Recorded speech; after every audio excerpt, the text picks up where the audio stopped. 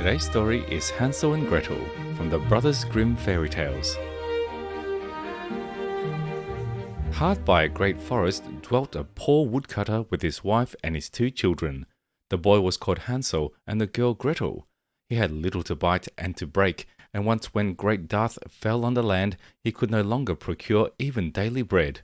Now, when he thought over this by night in his bed and tossed about in his anxiety, he groaned and said to his wife, "What is to become of us?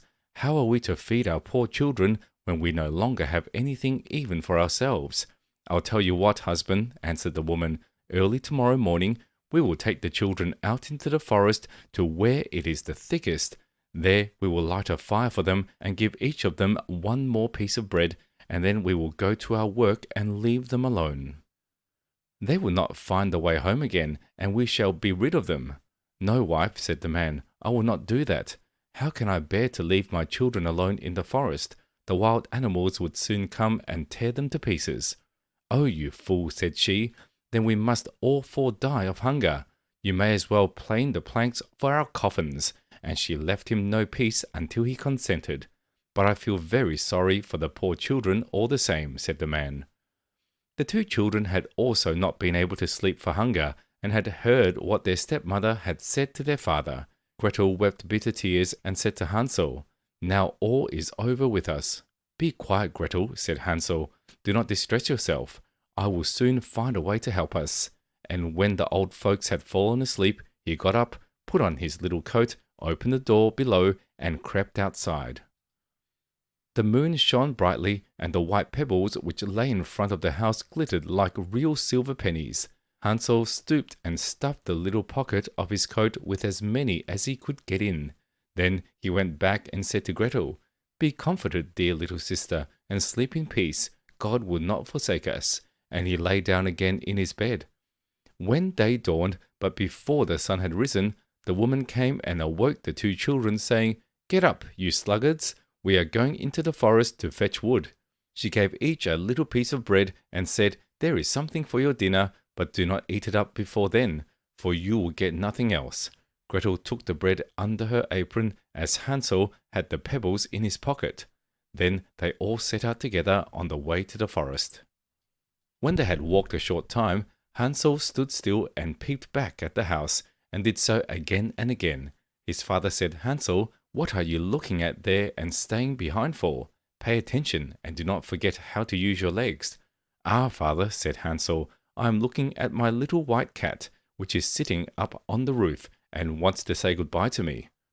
The wife said, "Fool, that is not your little cat. That is the morning sun which is shining on the chimney." Hansel, however, had not been looking back at the cat, but had been constantly throwing one of the white pebble stones out of his pocket on the road.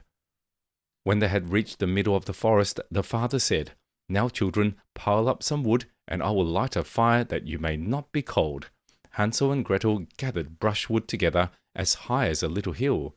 The brushwood was lighted, and when the flames were burning very high, the woman said, "Now, children, lay yourselves down by the fire and rest. We will go into the forest and cut some wood. When we have done, we will come back and fetch you away." Hansel and Gretel sat by the fire, and when noon came, each ate a little piece of bread, and as they heard the strokes of the wood axe, they believed that their father was near. It was not the axe, however, but a branch which he had fastened to a withered tree, which the wind was blowing backwards and forwards. And as they had been sitting such a long time, their eyes closed with fatigue, and they fell asleep. When at last they awoke, it was already dark night. Gretel began to cry and said, "How are we to get out of the forest now?" But Hansel comforted her and said, "Just wait a little until the moon has risen, and then we will soon find the way." And when the full moon had risen, Hansel took his little sister by the hand and followed the pebbles, which shone like newly coined silver pieces, and showed them the way. They walked the whole night long, and by break of day came once more to their father's house. They knocked at the door, and when the woman opened it and saw that it was Hansel and Gretel, she said, "You naughty children, why have you slept so long in the forest? We thought you were never coming back at all." The father, however, rejoiced, for it had cut him to the heart to leave them behind alone. Not long afterwards, there was once more great dearth throughout the land, and the children heard their mother saying at night to their father, "Everything is eaten again. We have one half loaf left, and that is the end. The children must go. We will take them farther into the wood, so that they will not find their way out again. There is no other means of saving ourselves." The man's heart was heavy, and he thought, "It would be better for you to share the last mouthful with your children." The woman, however, would listen to nothing that he had to say, but scolded and reproached him. He who says A must say B, likewise, and as he had yielded the first time, he had to do so a second time also. The children, however, were still awake and had heard the conversation. When the old folks were asleep, Hansel again got up and wanted to go out and pick up pebbles as he had done before, but the woman had locked the door, and Hansel could not get out. Nevertheless, he comforted his little sister and said, "Do not cry, Gretel. Go to sleep quietly, and good God will help us." Early in the morning came the woman and took the children out of their beds.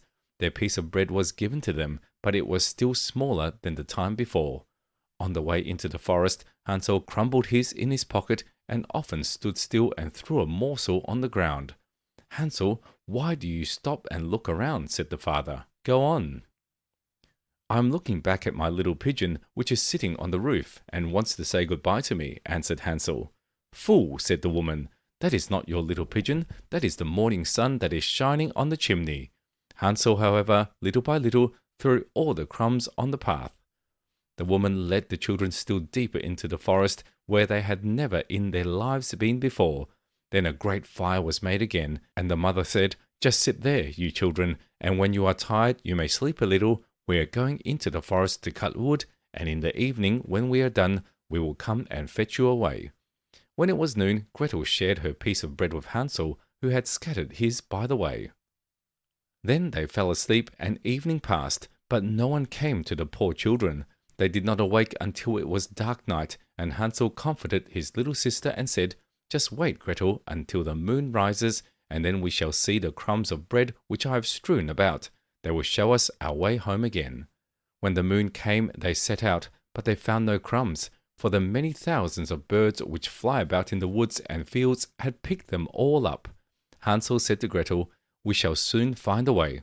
But they did not find it.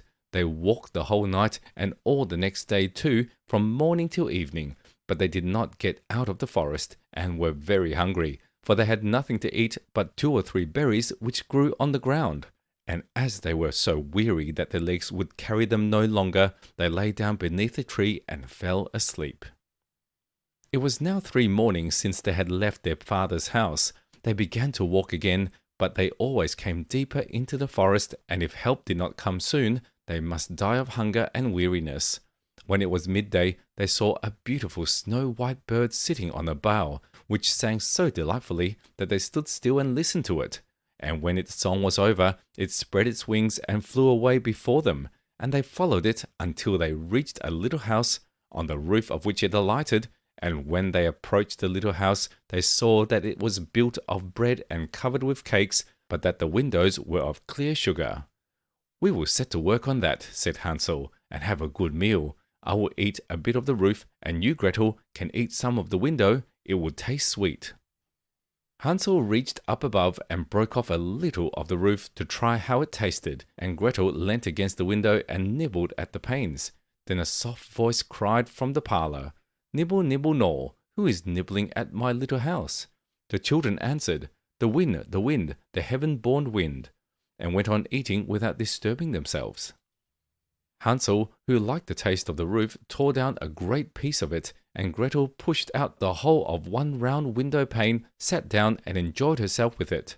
Suddenly the door opened, and a woman as old as the hills, who supported herself on crutches, came creeping out. Hansel and Gretel were so terribly frightened that they let fall what they had in their hands. The old woman, however, nodded her head and said, "Oh, you dear children, who has brought you here? Do come in and stay with me. No harm shall happen to you." She took them both by the hand and led them into her little house. Then good food was set before them, milk and pancakes with sugar, apples and nuts. Afterwards, 2 pretty little beds were covered with clean white linen, and Hansel and Gretel lay down in them and thought they were in heaven. The old woman had only pretended to be so kind. She was in reality a wicked witch who lay in wait for children and had only built the little house of bread in order to entice them there. When a child fell into her power, she killed it, cooked and ate it, and that was a feast day with her. Witches have red eyes and cannot see far, but they have a keen scent like the beasts and are aware when human beings draw near. When Hansel and Gretel came into her neighborhood, she laughed with malice and said mockingly, "I have them, they shall not escape me again." Early in the morning, before the children were awake, she was already up, and when she saw both of them sleeping and looking so pretty with their plump and rosy cheeks, she muttered to herself, "That will be a dainty mouthful." Then she seized Hansel with her shriveled hand, carried him into a little stable, and locked him in behind a grated door. Scream as he might, it would not help him. Then she went to Gretel, shook her till she awoke, and cried, "Get up, lazy thing, fetch some water and cook something good for your brother. He is in the stable outside and is to be made fat. When he is fat, I will eat him." Gretel began to weep bitterly, but it was all in vain, for she was forced to do what the wicked witch commanded. And now the best food was cooked for poor Hansel, but Gretel got nothing but crab shells. Every morning the woman crept to the little stable and cried, "Hansel, stretch out your finger that I may feel if you will soon be fat." Hansel, however, stretched out a little bone to her, and the old woman, who had dim eyes, could not see it, and thought it was Hansel's finger, and was astonished that there was no way of fattening him. When 4 weeks had gone by, and Hansel still remained thin, she was seized with impatience and would not wait any longer. "Now then, Gretel," she cried to the girl, "stir yourself and bring some water. Let Hansel be fat or lean, tomorrow I will kill him and cook him." Ah, how the poor little sister did lament when she had to fetch the water, and how her tears did flow down her cheeks. "Dear God, do help us," she cried. "If the wild beasts in the forest had but devoured us, we should at any rate have died together." "Just keep your noise to yourself," said the woman. "It won't help you at all." Early in the morning, Gretel had to go out and hang up the cauldron with the water and light the fire. "We will bake first," said the old woman. "I have already heated the oven and kneaded the dough." She pushed poor Gretel out to the oven, from which flames of fire were already darting. "Creep in," said the witch, "and see if it is properly heated, so that we can put the bread in." And once Gretel was inside, she intended to shut the oven and let her bake in it, and then she would eat her too. But Gretel saw what she had in mind and said, "I do not know how am I to do it. How do I get in?" "Silly goose," said the old woman, "the door is big enough. Just look, I can get in myself." And she crept up and thrust her head into the oven. Then Gretel gave her a push that drove her far into it and shut the iron door and fastened the bolt. Oh, then she began to howl quite horribly, but Gretel ran away and the godless witch was miserably burnt to death. Gretel, however, ran like lightning to Hansel, opened his little stable, and cried, "Hansel, we are saved. The old witch is dead." Then Hansel sprang like a bird from its cage when the door was opened. How they did rejoice and embrace each other and dance about and kiss each other, and as they had no longer any need to fear her, they went into the witch's house, and in every corner there stood chests full of pearls and jewels. "These are far better than pebbles," said Hansel, and thrust into his pockets whatever could be got in, and Gretel said, "I too will take something home with me," and filled her pinafore full. "But now we must be off," said Hansel, "that we may get out of the witch's forest." When they had walked for 2 hours, they came to a great stretch of water. "We cannot cross," said Hansel. "I see no footplank and no bridge, and there is also no ferry," answered Gretel. "But a white duck is swimming there. If I ask her, she will help us over." Then she cried, little duck, dost thou see? Hansel and Gretel are waiting for thee. There's never a plank or bridge in sight. Take us across on thy back so white." The duck came to them, and Hansel seated himself on its back and told his sister to sit by him. "No," replied Gretel, "that will be too heavy for the little duck. She shall take us across one after the other."